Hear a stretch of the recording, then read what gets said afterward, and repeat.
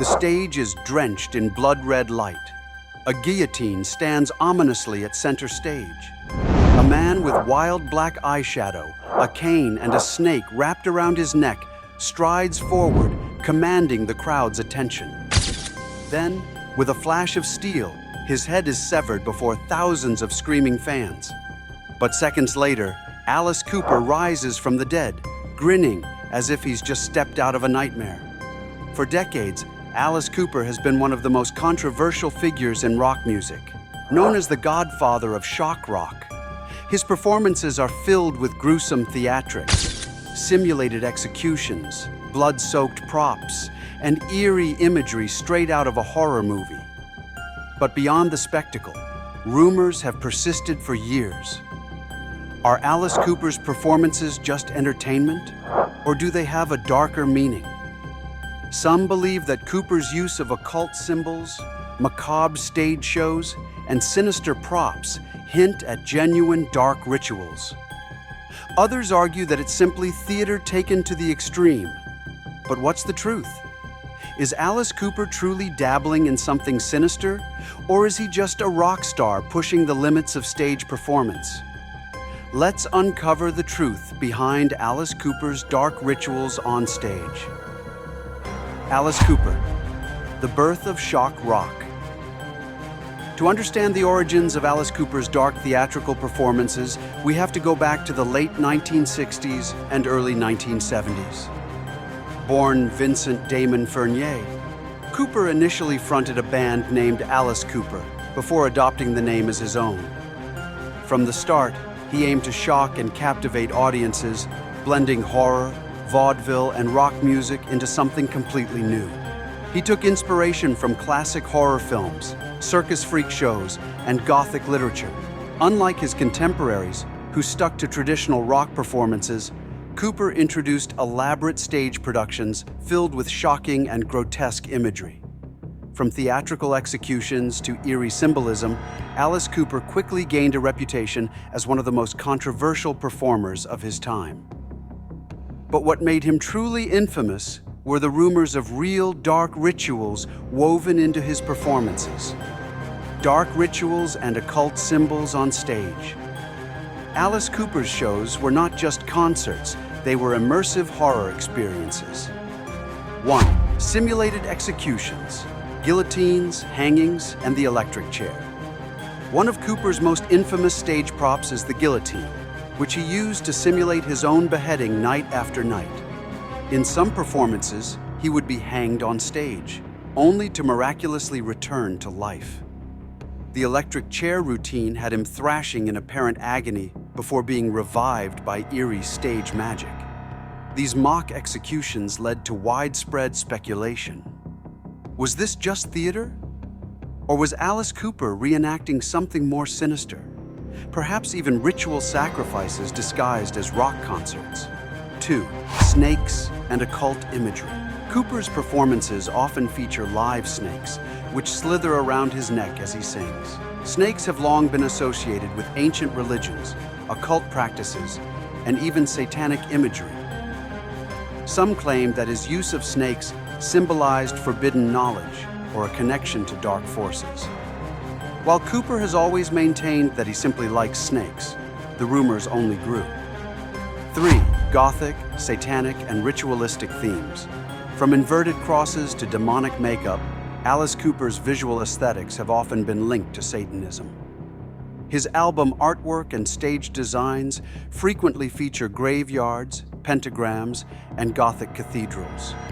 Some believe his performances resemble ancient occult rituals, initiations, or even black magic ceremonies disguised as concerts.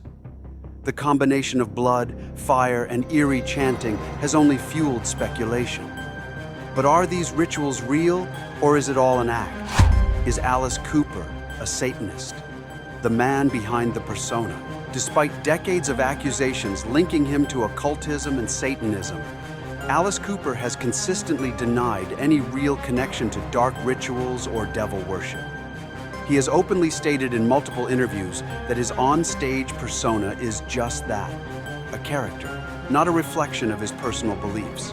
Cooper has compared his theatrical performances to horror movies, explaining that just as actors play villains on screen, he adopts a dark and twisted persona on stage to create an immersive experience for his audience.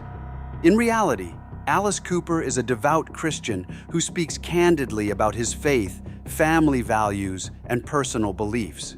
He has described his religious journey as deeply personal, revealing that his faith helped him overcome struggles with alcoholism and substance abuse. He has even stated that his ability to shock and terrify audiences comes not from embracing darkness, but from understanding the difference between good and evil, something his faith plays a major role in. His love of horror and theatrical shock value is not rooted in satanic worship or genuine occult practices, but rather in his lifelong admiration for classic horror films, vaudeville performances, and Gothic storytelling.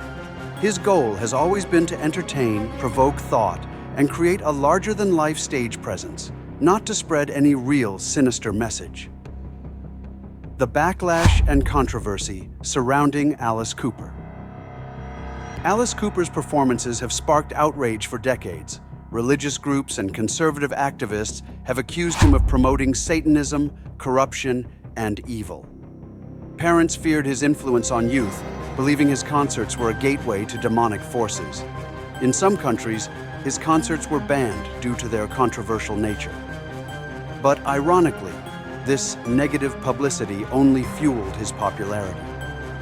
As people protested his shows, more fans flocked to see what the controversy was about. And in the end, Alice Cooper became a legend, not just for his music, but for his ability to push boundaries and redefine rock performance forever. Alice Cooper's influence on shock rock and metal. Without Alice Cooper, the entire genre of shock rock and even heavy metal might not exist as we know it today. His performances inspired generations of rock and metal artists, including Marilyn Manson, Rob Zombie, and even Kiss. The use of elaborate stage productions, horror elements, and Gothic imagery became a staple in the industry. Modern metal bands have taken Cooper's theatrics even further, incorporating pyrotechnics, grotesque costumes, and extreme visuals. In essence, Alice Cooper paved the way for an entirely new subgenre of rock, one where horror, theater, and music collide in the most electrifying and controversial way possible. Conclusion: the master of horror or something more? So, is Alice Cooper really conducting dark rituals on stage? Or is he simply a master showman who understands the power of fear and spectacle? The evidence suggests that Cooper's shocking performances are nothing more than carefully crafted theater. He is an artist who plays with dark imagery to create a thrilling, immersive experience, not a genuine occultist. But no matter what the truth is, one thing remains certain. Alice Cooper has left an undeniable mark on rock history, proving that music isn't just about sound. It's about storytelling, visual impact, and unforgettable experiences. And as long as people continue to speculate about his dark rituals, his legend will continue to grow. Do you think Alice Cooper's performances are just harmless theatrics? Or do you believe there's a deeper hidden meaning behind his rituals? Let us know in the comments. If you enjoyed this deep dive into rock's most controversial figure, be sure to like, subscribe, and hit the notification bell for more shocking stories about music, mystery, and the dark side of entertainment.